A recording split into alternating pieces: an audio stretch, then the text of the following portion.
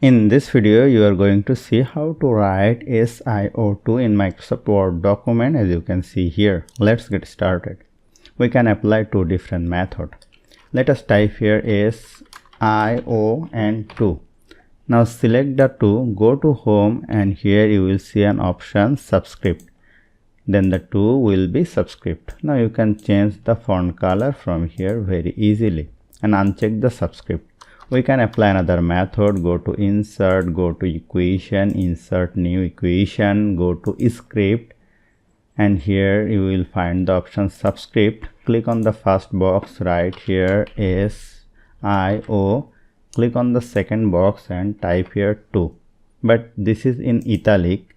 Select it, go to home and uncheck the italic, and this is looking perfect.